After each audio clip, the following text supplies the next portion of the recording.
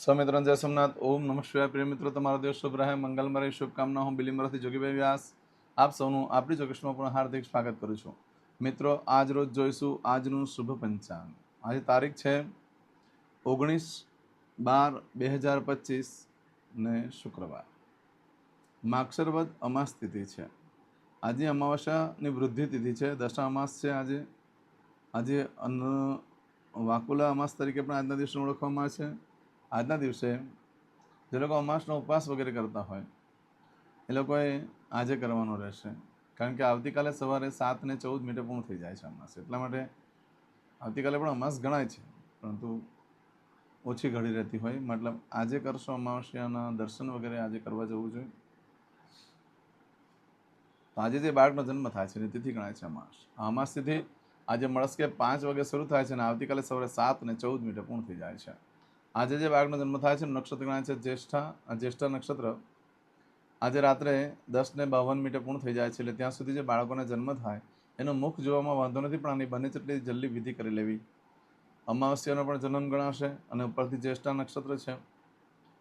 એ બાળક પોતે પોતાનો ધનનો નાશ કરનાર, પોતાનો પણ નાશ કરનાર બનતો હોય છે. માટે જલ્દીથી જલ્દી પૂજા વિધિ કરાવી લેવી જરૂરી ગણાય. આજે જે બાળકનો જન્મ થાય રાત્રે 10:52 પછી એનું મૂળ નક્ષત્ર ગણાશે. આ મૂળ નક્ષત્રમાં જ્યારે બાળકનો જન્મ થાય ત્યારે એના પિતા એનું મુખ ન જોવું જોઈએ.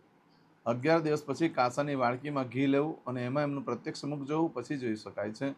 કારણ કે બાળકને પણ ભારે પડે છે અને પિતાને પણ ભારે પડી જતું હોય છે. ઘણા લોકો વિડીયો કોલ પર જોતા હોય છે, ફોટા પાડીને જોતા હોય છે. એ યોગ્ય નથી. 11 દિવસમાં બહુ ફરક નહીં પડે, બાકી આખી જિંદગી તમે સુખી થઈ જશો. તો આજે રાત્રે 10:52 લઈ આવતીકાલે આખો દિવસ અને બીજે દિવસે એટલે કે 21 તારીખે મળસ્કે 1:22 સુધી મૂળ નક્ષત્ર છે. ત્યાં સુધી જે બાળકોને જન્મ થાય ને પિતાએ પ્રત્યક્ષ મુખ ના જોવું જોઈએ.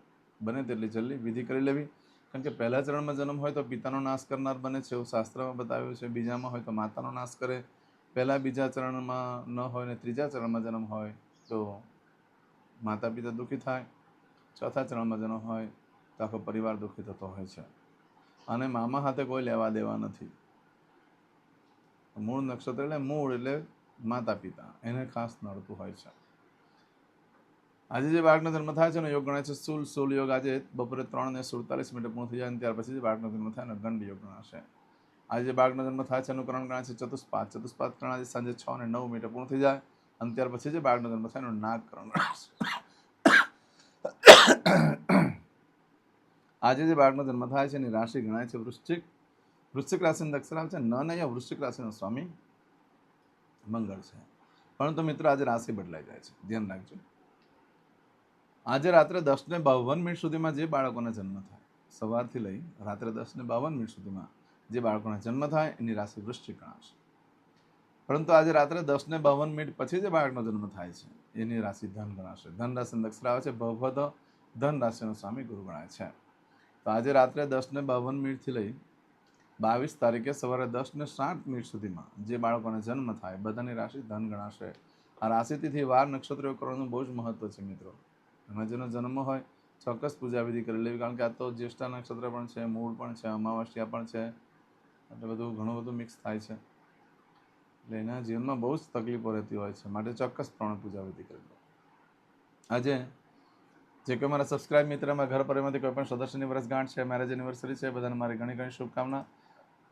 તમારા જીવનમાં ખૂબ પ્રગતિ ઉન્નતિ થાય. ભગવાન શંકર તમારી બધી મનોકામના પૂર્ણ કરે. હું સોમનાથ દાદાને પ્રાર્થના કરું છું.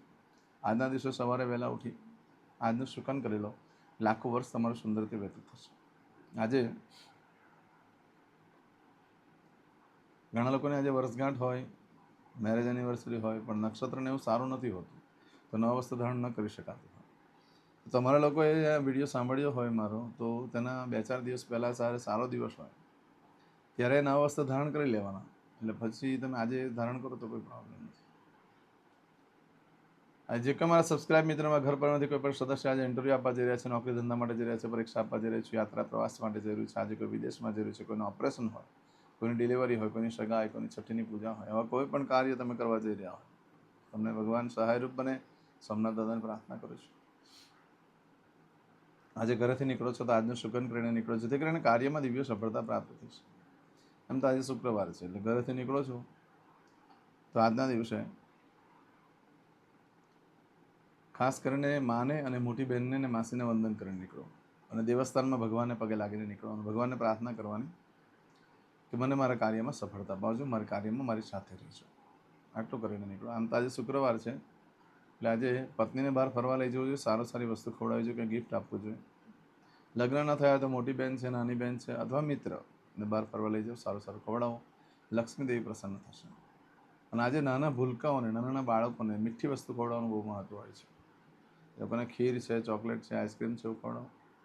એ લોકો જેટલા ખુશ થાય ને એટલી લક્ષ્મી દેવી તમારી પર ખુશ થશે. અને આજે તો ખાસ કરીને દેવસ્થાનમાં તમારા લોકોએ શુક્રવારના અમાસ છે, આજના દિવસે ઘરમાં ગાયના ઘીનો દીવો કરવાનો હોય, ઊભી વાટ ન કરવાનો. આમ તો ઊભી વાટ કરો કે આડી વાટ કરો એનું કોઈ મતલબ નથી, કારણ કે જે અગ્નિ છે તે ઉપર જ હળગતો હોય છે.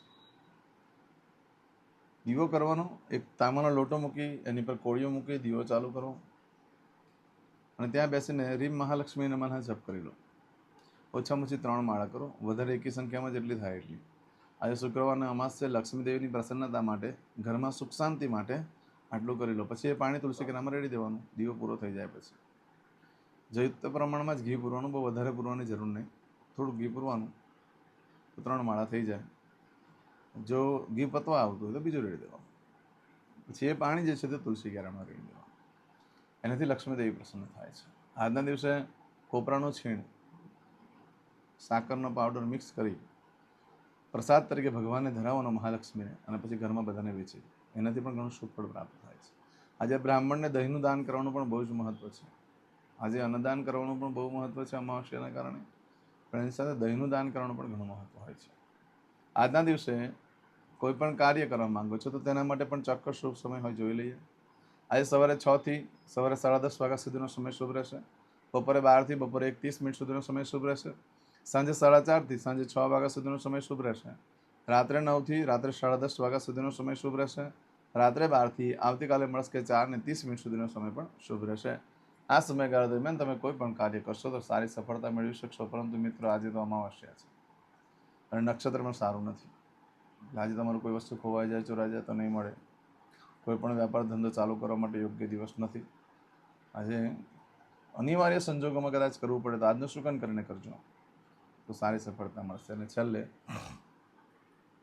આજે ભગવાન શંકરના મંદિરે જાઓ દરેક બહેનો, અને દૂધ, જવ અને પાણી મિક્સ કરો અને પીપળાની ફરતે ચડાવવાનું બપોરે 12 પહેલાં. અને ત્યાં પાણી ચડાવતા વિષ્ણવે નમઃ, રીમ વિષ્ણવે નમઃ, રીમ વિષ્ણવે નમઃ બોલતા જવાનું. પાણી ચડાવી દીધા પછી ચોખ્ખું પાણી મહાદેવને ચડાવી દો. આટલું કરો, પિતૃ તૃપ્ત થશે, પિતૃની પરમ કૃપા પ્રાપ્ત થશે. આજનો દિવસ ઘણો શુભ છે પિતૃકર્મ કરવા માટે, તો ચોક્કસ કરજો. પિતૃકર્મ એટલે પીપળાની ફરતે પાણી ચડાવવા માટે. બીજા અન્ય કોઈ કાર્ય હોય તે વસ્તુ અલગ છે. ચમચીમાં પાણી લેવું. અદ્યતન માસનમ માસોત્તમ બ્રહ્મ પવિત્ર માર્ગશીર્ષ માસે કૃષ્ણ પક્ષ અમાવસ્યાયામ ભૃગુવાસન વિત્તાયામ. હવે દરેક જણા પોતાનું સાચું નામ બોલી દો. તમારું ગોત્ર ખબર હોય તો ગોત્ર બોલી દેવાનું. પછી બોલવાનું છે અહમ, મમ, આત્મન, શ્રુતિ, સ્મૃતિ, પુરાણોક્ત, પુણ્ય, ફલ, પ્રાપ્તિ, અર્થમ, અપ્રાપ્ત, લક્ષ્મી, પ્રાપ્તિ, અર્થમ, પ્રાપ્ત, લક્ષ્મી, ચિરકાલ, સૌ, રક્ષણાત્મક, લોકેવા, સભાયામ, રાજદ્વારે, વ્યાપારે, વિદ્યા અભ્યાસે, દેશે વિદેશે, સર્વત્ર યશ, કીર્તિ, વિજય, લાભાદિ પ્રાપ્તિ અર્થમ મમ અખિલ કુટુંબસ્ય આયુ આરોગ્ય ऐश्वर्यादि प्राप्ति अर्थम मम जन्म समय तथा च विप्र वृंदानां जन्म समय जन्म कुंडली मध्ये स्थित ग्रहः गोचर ग्रहः महादशा अंतर्दशा प्रत्यंतर्दशा तथा च योग युति दृष्टि मध्ये शुभफल प्राप्ति अर्थम भय रोग शत्रु बाधा दोष मारण तारण मंत्र तंत्र अरिष्ट दोष पीड़ा निवृत्ति अर्थम भूत प्रेत पिशाचादि द्वारा रचित अरिष्ट दोष निवृत्ति अर्थम मम सकल मनवांछित फल और તમારા મનમાં જે કઈ ઈચ્છા હોય તે બોલી જવાનું.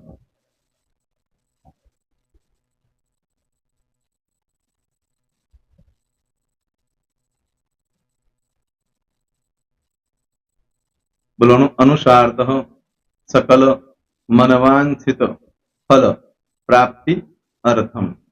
હવે જે બરકતની પૂજા વાળા છે એ લોકો તો આ બધું બોલવાનું જ હોય છે, એ લોકો માટે કોઈ સ્પેશિયલ નથી. પણ જે લોકોએ હવે જે કહું છું તે લોકોએ જ બોલવાનું, જેના લગ્ન થઈ ગયા હોય એ લોકોએ બોલવાનું છે.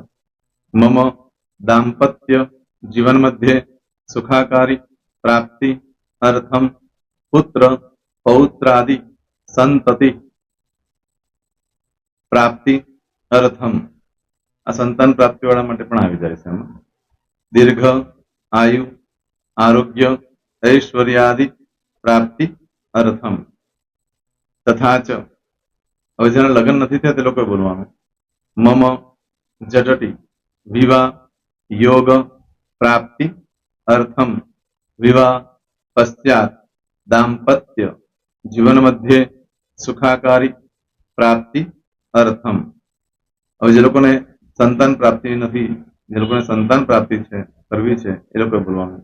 મમ દાંપત્ય જીવન મધ્યે સુખાકારી પ્રાપ્તિ અર્થમ તથા ચ દીર્ઘ આયુ આરોગ્ય ऐश्वर्यादि समन्वित संतति सुख प्राप्ति अर्थम. હવે જે અભ્યાસ કરી રહ્યા છો છોકરા વિદ્યાર્થીઓ છે તે લોકોએ બોલવાનું છે. મમ વિદ્યા અભ્યાસ મધ્યે ઉત્તરો ઉત્તર પ્રગતિ ઉન્નતિ સાનુકૂલતા પૂર્વક દિવ્ય સફળતા પ્રાપ્તિ અર્થમ. હવે જે લોકો વિદેશમાં જવા માંગતા હોય કે શીપમાં જવા માંગતા હોય, મતલબ ભારત દેશની બહાર જઈને ધંધો વેપાર કરવા માંગતા હોય એ લોકોએ, અથવા વિદેશ જવા માંગતા હોય કાયમ માટે, એ લોકોએ બોલવાનું છે. મમ જટટી વિદેશ ગમન યોગ પ્રાપ્તિ અર્થમ વિદેશ ગમન કાર્ય મધ્યે સાનુકૂલતા પૂર્વક દિવ્ય સફળતા પ્રાપ્તિ અર્થમ. આરોગ્ય વાળા બોલવાનું છે, જેને આરોગ્યની પૂજા આપેલી હોય એ લોકોએ. એમ તો દરેક જણા જ બોલવાનું છે. બોલો મમ આયુ આરોગ્ય ઐશ્વર્યાદિ પ્રાપ્તિ અર્થમ.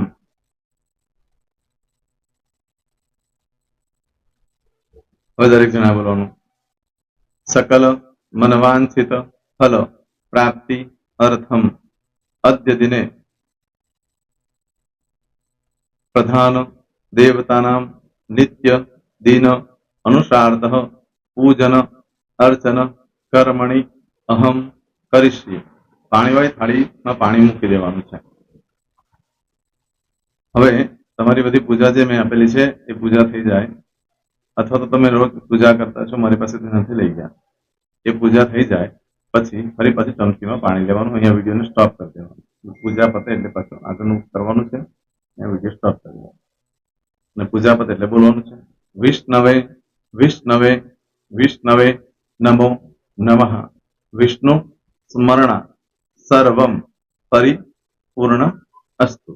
એતાની ગંધ પુષ્પ ધૂપ દીપ નૈવેદ્ય તાંબૂલ દક્ષિણા પ્રદક્ષિણા સહિત પ્રણુ મમ સકલ મનવાંછિત ફલ પ્રાપ્તિ અર્થમ પૂજન અર્ચન પ્રિયદાન ન મમ. પાણી મૂકી દેવાનું, પાછું પાણી લેવાનું. પૂજન અર્ચન બ્રહ્માર્પમસ્તુ. નીચે જમીન પર પાણી મૂકો, એમાં આંગળી ઘસી કપાળમાં તિલક કરી દો. કપાળમાં જમીન પર પાણી મૂક્યું છે એમાં ત્યાર પછી ભગવાનને કહેવાનું કે હે પ્રભુ, આજે પૂજા કરતા કંઈ પણ પ્રકારની ભૂલચૂક થઈ ગઈ હોય તો અમને ક્ષમા કરજો. અમે તમારા બાળક છીએ. પ્રભુ, તમારો ખૂબ આભાર માનું છું. આજે મારી પાસે તમારી પૂજા કરાવી, મારી મનોકામના પૂર્ણ કરી. પ્રાર્થના કરી દો. જગ્યા પરથી ઊભા થઈ શ્રીનારાયણ ભગવાનને પાણી ચડાવી દો અને નિત્ય કર્મ જે કરતા હોય તે કરો. જય સ્વામિનારાયણ. તમારો દિવસ શુભ રહે. તમે અને તમારો પરિવાર સુખી રહે, સંપન્ન રહે, સુરક્ષિત રહે એ ભગવાન સોમનાથ દાદાને પ્રાર્થના. તો મિત્રો, તમે મારા વિડીયોને લાઈક ના આપી હોય તો સૌથી પહેલા લાઈક આપી દો. અને ત્યાર પછી જો તમે મારી આ ચેનલ સબસ્ક્રાઇબ ન કરી હોય તો સૌથી પહેલા સબસ્ક્રાઇબ કરી લો અને બેલ આઇકોન ઓલ પર ક્લિક કરવાનું ભૂલશો નહીં, જેથી કરીને સૌથી પહેલા નવી વિડીયો જે કંઈ મૂકું એ તમને મળે. મિત્રો, કંઈ પણ મૂંઝવણ હોય તો મને આ નંબર પર તમે ફોન કરીને પૂછી શકો છો. મારો મોબાઈલ નંબર છે 9825546459. મિત્રો, કોમેન્ટ્સમાં જય સોમનાથ લખવાનું ભૂલશો નહીં. ફરી પાછા નવા વિડીયો સાથે મળીએ. ત્યાં સુધી સૌને જય સોમનાથ.